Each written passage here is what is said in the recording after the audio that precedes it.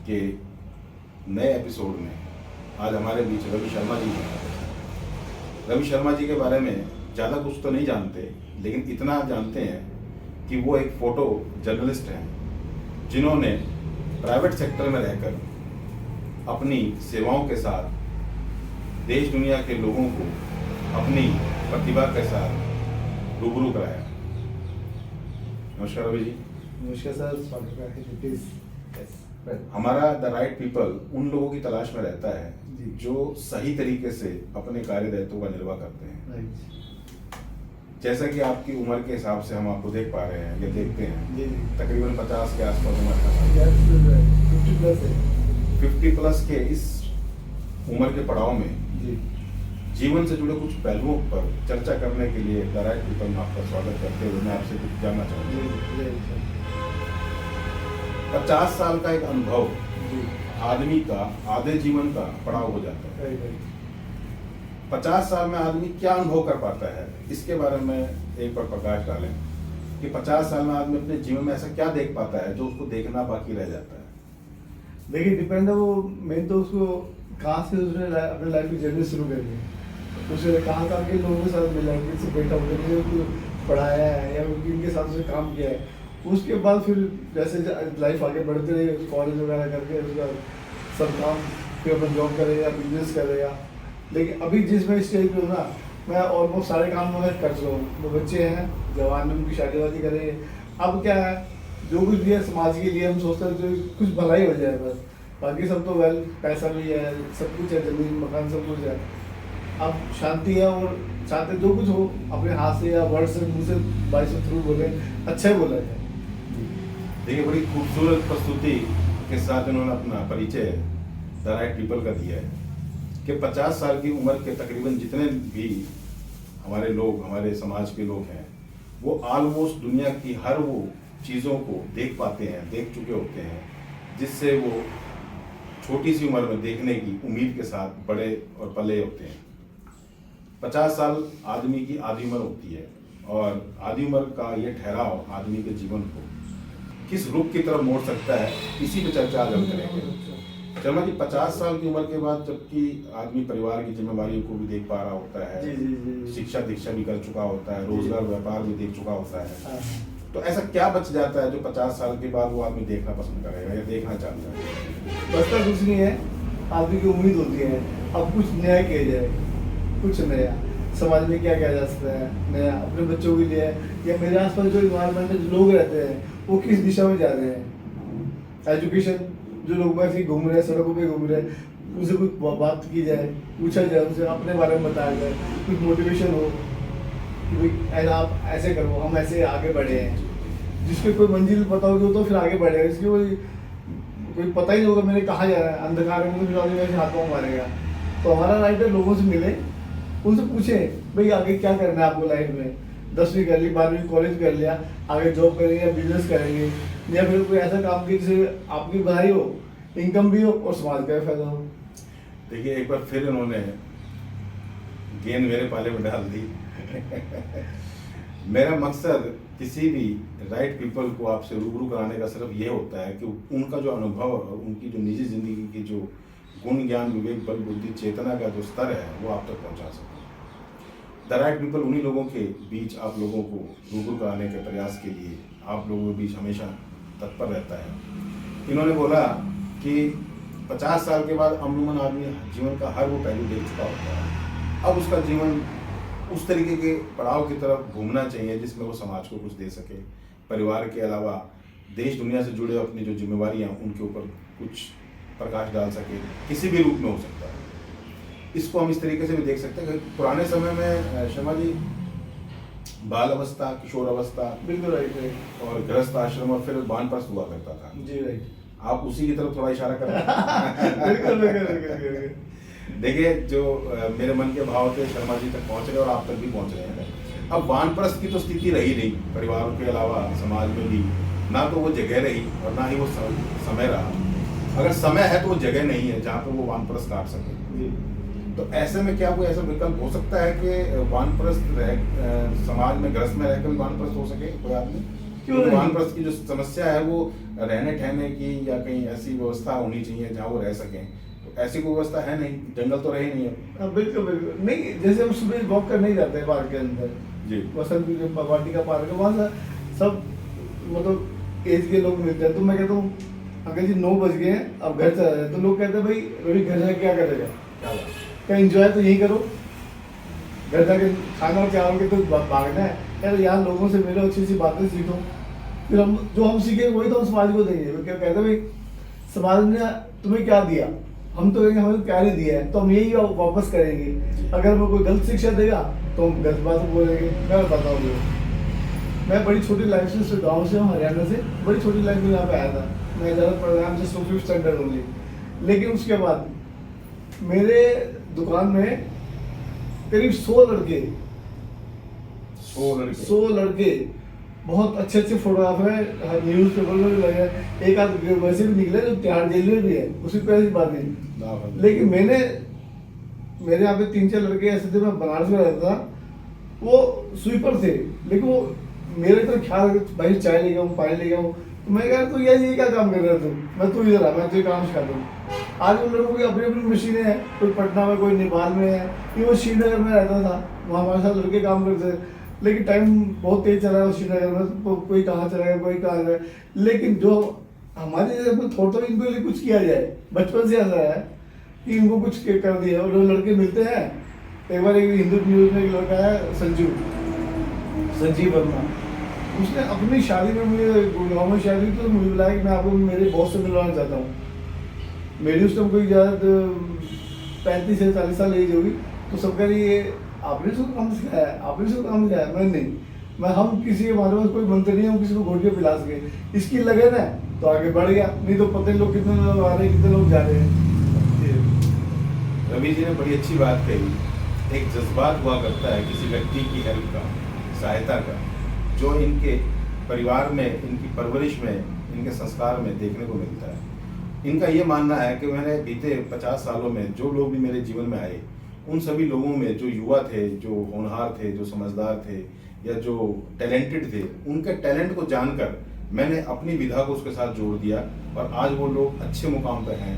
कोई मीडिया जगत में है, कोई फोटोग्राफी को अपने तरीके से समाज में प्रस्तुत कर रहा है, तो कोई किसी तरीके से उस फोटोग्राफी को अपने दिनचर्या का हिस्सा बनाकर अपने परिवार की जिम्मेदारी को पूरा कर रहा है। ये बड़ी गहरी बात है कि किसी व्यक्ति ने खुद को तो परवरिश के साथ साथ पाला पोसा, आगे बढ़ाया ही बढ़ाया, परिवार को बढ़ाया ही बढ़ाया, साथ में समाज में जो जरूरतमंद लोग थे, परिवार के जो लोग ऐसे थे जिनको जरूरत थी, उनको भी इन्होंने अपना साथ लेकर आगे बढ़ने का प्रयास किया। और इस प्रयास को ये आगे भी वस्तु जारी रखना चाहते हैं कि बस इनको कोई मंच मिले, ऐसा ही कुछ आप 50 के बाद अगर आपकी जिम्मेवारी की बात करें तो क्या लगभग सब जिम्मेवारी से आप निवृत्त हो चुके हैं या कुछ रह रही हैं?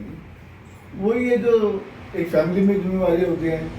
अब जैसे प्रॉपर्टी है, आगे हम फिर आगे मैं वही बात करूँगा, सुबह वॉक करने जाते हैं, वहाँ पे सिर्फ 2 ही बातें होती है, एक प्रॉपर्टी का जाली, दूसरा मेडिकल, तीसरा कोई क्वेश्चन वर्ड्स ही नहीं है किसी के पास। ये बीच में माफी चाहूंगा, एक बात और रह गई थी इस पहले विषय पर। जैसे कि इन्होंने एक एग्जांपल दिया कि वसंतपुर या किसी बड़े शहर में, बड़े क्षेत्र में जो लोग अमूमन पार्कों में बुजुर्गियत के साथ अपनी उम्र दराजगी के साथ जब घूम रहे होते हैं, तो उनके पास समाज में, देश में, दुनिया में कुछ करने लायक पता नहीं, या तो शरीर नहीं होता, या मन नहीं होता, या विचार नहीं होता। ये तो उनसे व्यक्तिगत तौर पर जाकर पूछा और जाना जा सकता है। लेकिन ऐसा देखने में आया है कि पुराने समय में जो परिवारों में एक सिस्टम हुआ, समाज में एक सिस्टम हुआ करता था कि भाई बाल अवस्था होती थी, किशोर अवस्था होती थी, गृहस्थ आश्रम होता था, फिर वानप्रस्थ होता था। वो जो वानप्रस्थ की परिस्थिति है, जो एक उम्र के बाद जो लोग अमूमन जो समाज में काट रहे होते हैं, अब उनको वो मंच नहीं मिल रहा। अगर आप लोग इस बात से सहमत हो तो मैं आप लोगों से ये इस मंच के माध्यम से, राइट पीपल के माध्यम से, हमारे बीच शर्मा जी बैठे हैं राइट पीपल के रूप में, उनसे कहीं भी, उनसे साझा की हुई बातों से निकल के जो बात आ रही है कि जो पार्कों में, जो देश दुनिया में जो अलग अलग उम्र के हिसाब से जो घूम रहे हैं परिवार के जो सदस्य हैं, हमारे बुजुर्ग हैं, उनको कोई ऐसे तौर तरीके के साथ क्यों ना जोड़ दिया जाए जिनसे उनकी ऊर्जा, उनकी जो बात की जो एक्सपीरियंस जो अनुभव है, वो समाज के, देश दुनिया में काम आ सके। पर्यावरण को लेकर शर्मा जी क्या कहते हैं आप? आज आप दिल्ली में रह रहे हैं, हाँ। पिछले दिनों भी काफी न्यूज में भी सुनने में आया पोल्यूशन, कि पोल्यूशन का स्तर बढ़ रहा बिल्कुल, है, बिल्कुल, इसकी बिल्कुल। क्या वजह मानते हैं आप? Uncontrolled population. Uncontrolled population. घर में 2 बंदे 4 गाड़ी चाहिए, 4 गाड़ी क्या जरूरत है? एक अंकल जी, एक आंटी जी, और तो कोई है नहीं। कहते हैं बहादुर के लिए भी तुम्हें गाड़ी चाहिए, जी। और एक एक्स्ट्रा इंग्लिश कभी खराब हो गई तो उसके लिए भी चाहिए। उसके एक बहादुर का क्या काम है? अंकल आंटी को कोई जाना नहीं है, लेकिन गाड़ी के चक्कर लगाने हैं उसने, खुद की भी 4 गाड़ी घुमाएगा, कुछ भी करेगा वो। लेकिन एक स्टेटस सा बन गया है ये, गाड़ी जरूर चाहिए। इस पोल्यूशन का नियंत्रण कैसे किया जा सकता है? सरकार भी इस पर काम करती रहती है, बड़ा चिंतित रहती है, और हम लोग भी चिंतित रहते हैं कि जी, जी। पर्यावरण बढ़ रहा है। अभी जैसे डॉक्टरों के पास लाइन लगनी शुरू हो जाएंगी, हाँ। बच्चे परिवार के सदस्य जी। एस्थमेटिक है, वो ज़्यादा परेशान है, बिल्कुल, खांसी बिल्कुल। वगैरह जैसी समस्याएं होने लगती हैं, तो इसका क्या इलाज है? हमें क्या करना चाहिए? ऐसा क्या पहल हो इसमें? देखिए आजकल पूछते हैं भाई, लोग कहते हैं यार इसी तो कोरोना ही ठीक था। अच्छा, कहते हैं कोरोना ही क्या ठीक बात था। है? कोरोना में एक तो सब लोग बिल्कुल साफ सुथरा रहते थे, साफ सुथरा खाना खाते थे, कोई ड्रिंक वगैरह करने की जरूरत नहीं थी। आपके मन में इतनी खुशी होती थी ना, फैमिली के साथ बैठता था। अभी देन सेम वही चीज़ अब हो गई। अब गाड़ियाँ चल रही है, रुमाल नाक में डालो, या उसमें खांसोगे रात को, यहाँ से कारवां में उठा के ऑफिस से घर जाएंगे, कूला वूला करेंगे तो काला काला निकलेगा। सब पोल्यूशन की वजह से हो रहा है। इसकी तो जब तक हम अपने आप को खुद पर शासन फिर अनुशासन, एक वर्ड्स है, खुद पर शासन फिर अनुशासन, खुद पर शासन शासन फिर अनुशासन। क्या बात है? हम अपने आप को समझाएंगे ना तो दूसरा अपने आप ही ठीक हो जाएगा। शर्मा जी ने कितनी अच्छी बात कही है कि खुद पर शासन फिर अनुशासन, और कोरोना को दोबारा से रिपीट करने की मनोइच्छा बिल्कुल। शर्मा जी चाहते हैं। पता नहीं कितने लोग इस बात से सहमत होंगे। नहीं, मैंने अभी तक, मैं कई बार ये हकीकत लोग कहते हैं भाई देखो पहले तो बिल्कुल खांसते थे, बिल्कुल साफ सुथरी हवा आती थी, अब क्या काला काला होता है। अभी तो जो कि गवर्नमेंट ने बोल दिया भाई अब आपको मास्क की जरूरत है, फिर भी लोग मास्क लगा रहे हैं। मैं मास्क लगा रहे इसमें रुमाल लगा के आता हूँ, पोल्यूशन की वजह पोल्यूशन की वजह से। जब कार में आता हूँ लेकिन फिर भी मुझे लगता है कुछ उड़ रहा है यहाँ पे। से। इसका कोई सोल्यूशन है क्या? इस इसमें pollution अपनी जागरूकता का खेल है। क्या करो जागरूकता? लोगों को समझाया जाएगा भाई ऐसे मत करो, ये पराली मत जलाओ। ये गाँव में जो हो रहा है, हम तो साउथ दिल्ली में, थोड़ी सी साउथ दिल्ली है, बाकी सारे तो गाँव में आसपास इधर नजरगढ़ ले लीजिए, फिरोजाबाद ले लीजिए, गाजीपुर, जो भी वट पराली के अलावा भी बहुत से कारण हैं पोल्यूशन के। मेन तो ट्रैफिक सब तो की तरह के तेल आ कोरोना रहा को है। कैसे आपने जोड़ा इसके साथ? आपने बोला कि कोरोना ही बेटर था। कोरोना में हम लोग बिल्कुल स्वस्थ थे। क्या बात है? कोरोना में हम स्वस्थ थे, बात पकड़ने की है, बात समझने की है हमारी। मैं बताता हूँ, एक बार मैं ये एम्स में ट्रॉमा सेंटर है, वहाँ बैठा हुआ था, कोई जैसी कुछ सारे की फैमिली अप डाउन होता है। 7 बजे एक बंदा आया, 7:30 बजे 2-4 गाड़ी, जैसे ही 9 बजे ना, 9 से लेकर 10, 10:30 तक 11 बजे तक गाड़ियाँ एक्सीडेंट, कोई आधा भी खर गया, कोई पूरा भी खर गया। क्या हुआ? क्या ड्रिंकिंग ड्राइविंग करके आए थे, दारू पी के गाड़ी चला रहे। अब कोरोना में दारू थी नहीं, ना कोई मरा, ना किसी को खबर आती, क्योंकि अटैक पड़ा है किसी को। अब तो अटैक पड़ गया ना, शुरू हो गया ना, लोग अगेन फिर वही दिल की बीमारी, उसकी बीमारी शुरू बनी, अब आंखों में जलन होती है। ये कोरोना में नहीं थी, तो मतलब कहते हैं कोरोना ही ठीक था। इससे तो साफ सुथरा स्वच्छ खाते थे, स्वस्थ रहते थे। देखिए कोरोना ने कितना ज़बरदस्त मैसेज दिया है हमें, और ये बात सही है काफ़ी हद तक कि भाई ऐसे सुनने में आता है, बोलते हैं कोरोना के दौरान कि दिल्ली वासियों ने और बहुत से क्षेत्रवासियों ने दिल्ली के अलावा भी 30 साल के बाद सितारे देखे। बिल्कुल बिल्कुल राइट, बिल्कुल। इसमें उनके कोई बच्चों ने ऐसा बोला जाता है, बिल्कुल। नहीं तो प्लास्टिक के सितारे बेचारे लगाते थे वो, और उनको लगता था कि यार ये यही सितारे होते होंगे, या फिल्मों में देखे बिल्कुल, होंगे। बिल्कुल, बिल्कुल। प्रकृति अपना संतुलन खुद बनाती है, और जब उसका मूड बदलता है तो कभी भी वो क्रोधित होकर हमें अपना वो मैसेज देने को जब चाहे वो मैसेज दे सकती है। जी कोरोना ने शायद हमें यही मैसेज दिया था, बिल्कुल बिल्कुल, समझ जाओ। समझ जाओ, और उसने काफी हद तक अपने आप ही उसको ठीक कर लिया था। बिल्कुल। झरने, वायु, भय का भूमि, गय का गगन, वह का वायु, आ का अग्नि, नय का नीर, पंच तत्व व शरीर, फिर आत्मा, फिर परमात्मा, ऐसा बोला जाता क्या है। बात है। तो भगवान रूपी इस पंच तत्वों को उसने अपने आप ही ठीक कर लिया था। पानी साफ हो गया था, वायु साफ हो गई थी, अग्नि का जो स्तर था वो, जैसे हीट जिसे बोलते हैं, दिनों दिन बढ़ती हीट थी, वो कम हो गई थी, क्योंकि पोल्यूशन नहीं था, गाड़ियाँ नहीं चल रही थी। यार बहुत सारी चीजें बताते हैं ऐसा हुआ है। द राइट पीपल हमारा यूट्यूब चैनल है और आप जैसे सही लोगों को, द राइट पीपल को रूबरू कराना हमारा मकसद है, जी है। वट वो किसी भी क्षेत्र में हो। हाँ, आप अपने बारे में थोड़ा सा बताएं कि आप किस बैकग्राउंड से यहाँ तक पहुँचे। 50 साल आपने किस किस फील्ड में अपनी सेवाएं दी? हरियाणा में पैदा हुआ था, वेरी स्मॉल विलेज ग्योंग, कुरुक्षेत्र में पड़ता है ये, कैथल के पास। बस मेरे फादर मिलिट्री में थे, उनके साथ फिर 68 में दिल्ली आ गए थे। उसके बाद सब लोग मेरे घर में पढ़े लिखे हैं, लेकिन मैं नहीं पढ़ा, पता नहीं क्या रीजन था। आप पढ़े लिखे तो लगते हो। सब लोग यही मुखालता में रहे थे कि बड़े वेल एजुकेटेड हो। मेरे ब्रदर खुद सीएम के साथ है थे, अब तो रिटायर हो गए। वो कहते यार अगर तू पढ़ता तो पता नहीं किस पोस्ट पे होता। मैं यार मैं अनपढ़ ही अच्छा लगता तो तुम लोग पढ़ने की मुझे मौका नहीं दिया, इतनी पिटाई करते थे। लेकिन उस टाइम पिटाई जस्ट लाइक इंटरटेनमेंट, उसमें ये मनोरंजन का साधन होता था। लेकिन ठीक है, बहुत अच्छी जर्नी है। पहले सोचे मोटर मैकेनिक बन जाए, लेकिन मोटर मैकेनिक इतना गोरा चिट्टा रंग, मेरे फादर कहते हैं तो बात जरूर। फिर एक फोटोग्राफर मेरी सिस्टर की शादी में आया था, यशपाल शर्मा, वो लालचंद नगर में रहते हैं। बस फिर वहाँ से शुरू किया, करते करते काम। फिर एक बार ऐसा दौर आया कि ये तो नया कुछ ही रखा, इस काम में कोई लाइफ नहीं है। लेकिन वन डे एक में बहुत बड़े आदमी के साथ गए, पास गए थे डिफेंस कॉलोनी के अंदर, तो वो फोटो खींच रहे थे। मैं क्या लूँगा फोटो खींच रहा हूँ, तो मैंने वो कैमरा लिया, फोटो खींची उसकी। फोटो खींचने के बाद मैं नियर अबाउट एक हफ्ते बाद उनके पास गया, तो वो कहते हैं, मैं कहा यार शोमी मैंने आपकी फ़ोटो खींचे थे। तो कहते तुम बहुत अच्छी फ़ोटो खींचे हो। मैं कहा मैं फोटोग्राफर हूँ। तो उस टाइम हमारा टर्म था कि हम एक्सपोर्ट का काम करें, एक्सपोर्ट सिलाई वलाई करके इम्पोर्ट एक्सपोर्ट का काम शुरू करें। लेकिन वो उसने मुझे कहा कि भाई आप है ना, ये एक्सपोर्ट लाइन बड़ी टफ लाइन है और तुम तो बड़े स्मार्ट कर रहे हो, तो क्या तो ये काम तुम्हारे बस का नहीं है।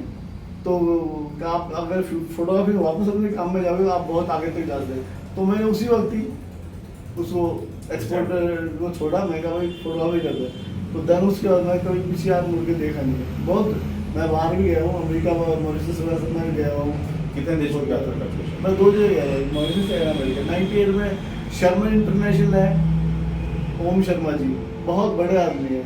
उनकी शादी हुई थी, ये फिल्म एक्टर है राजेंद्र गुप्ता, उनकी भतीजी के साथ। तो वाजपेयी जी, आडवाणी जी, वसुंधरा वगैरह सब वहाँ की शादी में थे। और सिर्फ आई एम वन पर्सन जो 1000 फोटोग्राफर में से मेरा सिलेक्शन हुआ था, ओनली फॉर वन वर्ड्स, कि वो कहते हैं भाई ये इतने सारे फोटोग्राफर आए हैं, इन्होंने किसी 50 फिल्में खींची, किसी 25 खींची हैं।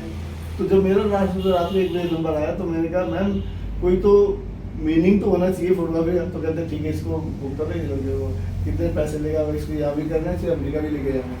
तो 98 में 1 दिसंबर को हम लोग अमेरिका गए थे, वहाँ से काम करके फिर देन बैक हियर। ये तो छोटी सी कहानी है जीवन की, रवि जी की।